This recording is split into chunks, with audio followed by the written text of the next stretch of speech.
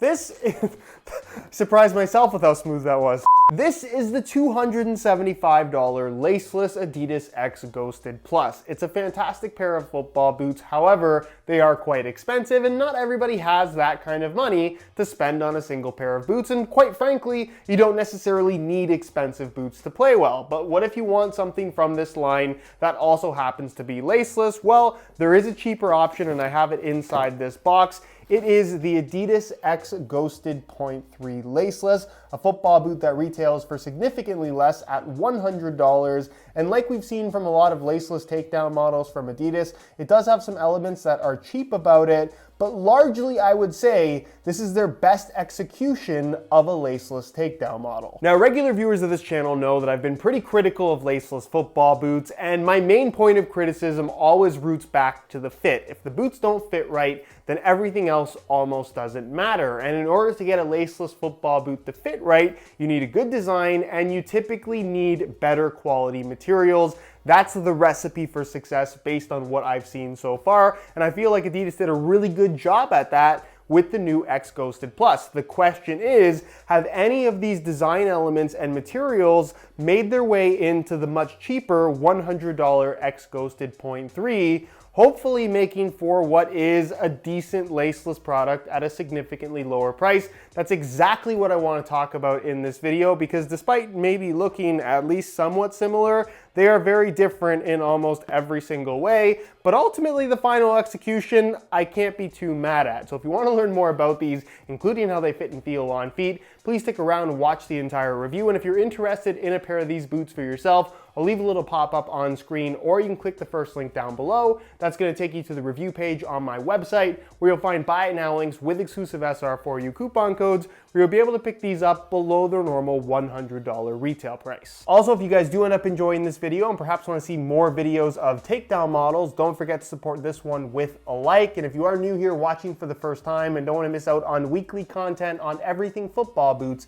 make sure you hit that subscribe button. As far as extras go, unlike the top-end laceless model, these ones do not come with a string bag or any extras, but they do include a box, which also happens to be laceless. As for the boots themselves, aside from the new sole plate and stud pattern design, the upper looks to be pretty similar to the laceless X19.3 that this technically replaces. However, there is one main difference, and that has to do with the material of the upper, which when you look closely, it looks like it's a mesh-based synthetic material that would be really soft, and that's kind of what the X19.3 was. It was a more meshy type of upper, where this feels a lot more plasticky. It's firmer, it's a little bit harder, it's more structurally sound. It doesn't have the same softness on feet, which some people might prefer, some people might actually dislike, but ultimately it feels relatively premium for a football boot at this price point, especially considering Adidas's history with 0.3 takedown models not being the best. So it is some trickle down technology from the top end models, or if you look on the inside,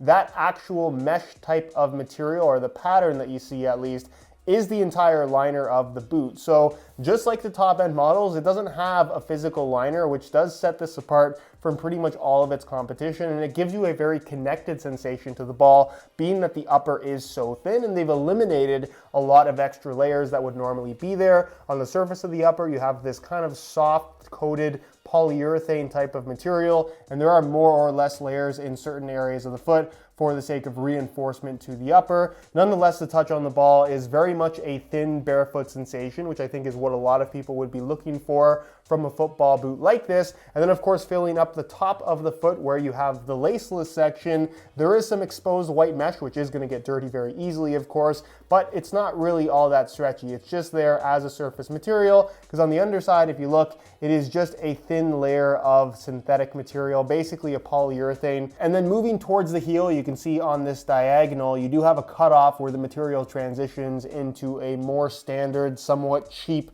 mesh-based synthetic material, but it's sitting on top of the internal plastic heel counter anyway, so it's pretty far back. You can see it's not really going to have much of an impact on the overall experience. And honestly, the way that this upper is constructed is far better than any of the $100 laceless takedown models we've seen from Adidas in the past. Where my criticism comes in is when you compare this $100 laceless model to its big brother, the $275 X Ghosted Plus.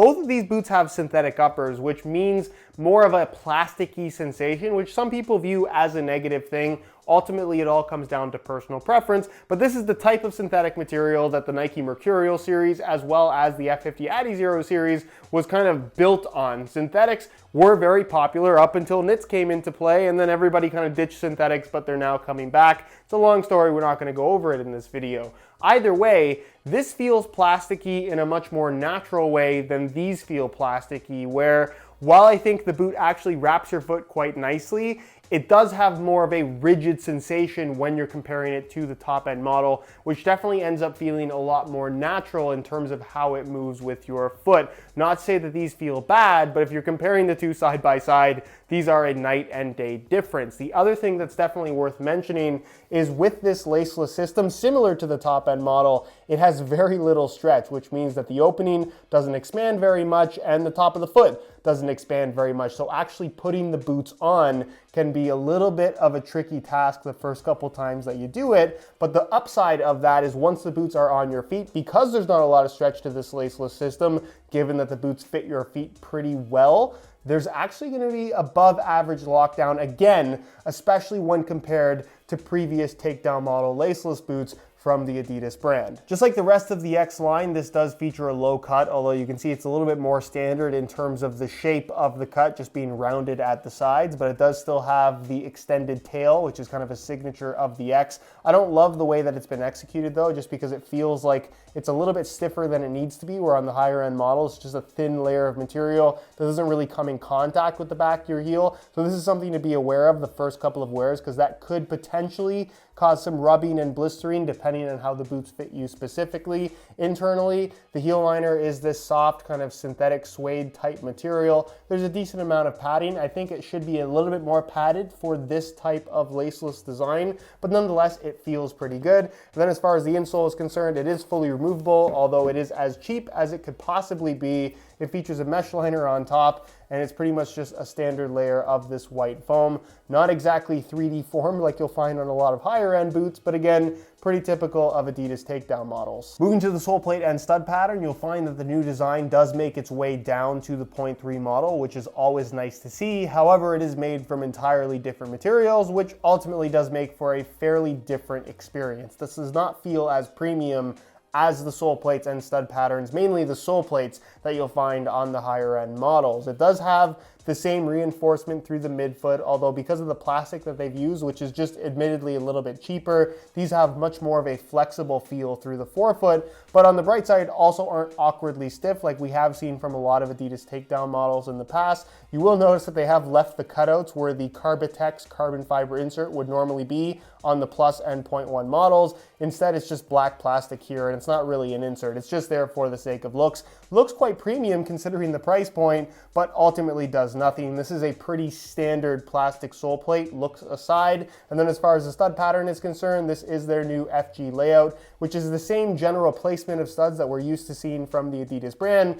They've just made it a little bit more aggressive in comparison to the previous generation of X, where instead of those triangular shaped studs, you end up with some actual blades that have this kind of weird design where it's somewhat of a chevron, but part of the chevron is kind of like a half stud, if that makes any sense. Nonetheless, it's a lot more aggressive, kind of inches closer towards the Mercurial series in terms of aggressiveness. And if you compare this stud pattern to the Mercurials at the Academy tier price point, those are only available with the MG stud pattern rather than the FG stud pattern. So in terms of making an apples to apples comparison for the main FG layouts, this is actually a little bit more aggressive than the Mercurials at this price point. Now, of course, these are speed boots, so you expect them to be relatively lightweight, and they are sort of, but they also aren't really that impressive either. In a size 9.5 US, the X Ghosted.3 Laceless weighs in at 8.3 ounces, the equivalent of 235 grams, which of course is heavier than what you'll find from the top of the line Plus model, but that shouldn't be too surprising.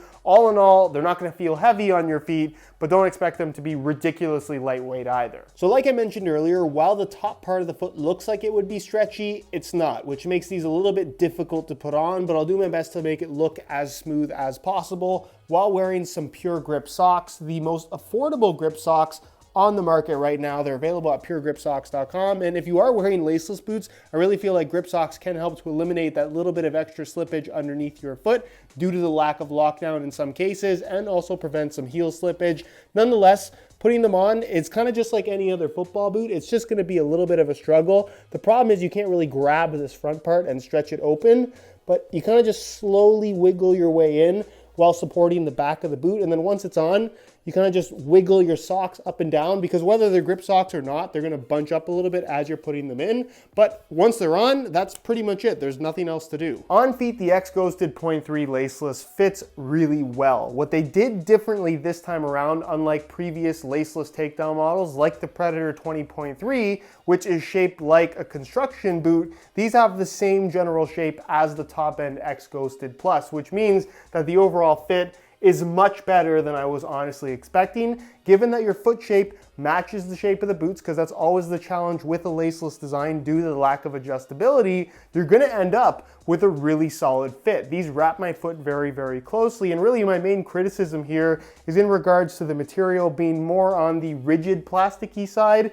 So when you bend your foot, especially when they're brand new, there's a significant amount of creasing, which is normal, but you can actually feel the material as kind of hard against your foot, if that makes any sense. But again, kind of typical of synthetic boots, we just haven't seen it in the football boot industry over the last couple of years, but you get used to it pretty quickly. As far as the heel lockdown is concerned, it fits a little bit shallower than I would like it to, but in general, it's pretty good. And the sole plate, like I mentioned earlier, isn't awkwardly stiff or anything like that. So all in all, the feel of the boots on feet, again, considering laceless boots from Adidas in the past at this price point, these are a gigantic improvement. As far as fit is concerned, they have a very tight fit overall. If you have wide feet, I don't necessarily think these would be a fantastic option, both in terms of fit as well as just being able to get them on. I think you'd have a very, very hard time. So this is definitely a football boot that I would not recommend for anybody with wide feet. Please keep that in mind. And then as far as sizing is concerned, I'm wearing these in my usual size 9.5 US, and the fit and the length is perfect. So if you're looking to order a pair for yourself, I would strongly recommend going true to size in order to achieve the best possible fit. So in conclusion, I can confidently say that this is easily the best laceless takedown model ever to come out of the Adidas brand. It's actually ridiculous that these are the same price as the Predator 20.3 Laceless, which is a complete joke of a football boot from a fit and quality perspective. So if you're between those two boots, there is no question this one is better. But here's the thing, they're not amazing either. I understand that if you're on a lower budget and you just really want a pair of laceless boots, this is an appealing option, and I don't think you're gonna be unhappy with them if that's your mindset. But at the same time, spending an extra $30 to get the X Ghosted.2 as an example, even with its weird lace cover design, that is a significantly better football boot in terms of fit and feel. And it's also worth noting that while all the laceless football boots from Adidas are quite expensive, not all of them have sold all that well, which means that you can get last year's models that used to be $275 discounted to very close to $100. And if you have the option of these or a discounted previous season top of the line laceless boot, that top end model is going to be significantly better than these are. So like I always say with takedown models, these are okay, but consider all of your options. Unless you're just dead set on having a pair of laceless boots, if you have a $100 budget, I think there are better options out there. Anyways, guys, that's it for my review. Hopefully you enjoyed the video. If you did, be sure to support it with a like. Again, if you're interested in a pair of these for yourself, you can click the first link down below. That's going to take you to the review page on my website, where you'll find buy it now links with exclusive SR4U coupon codes, where you'll be able to pick these up below their normal $100 retail price. If you have any questions, as always, leave them down below in the comment section, and I'll do my best to get an answer out to you as soon as I possibly can. If you're not subscribed to the channel already, make sure you hit that subscribe button along with the little bell notification so you get notified when the next new video goes live. You can find all my social media information linked down below in the description as well. And other than that, guys, thank you so much for watching, and we'll see you in the next one.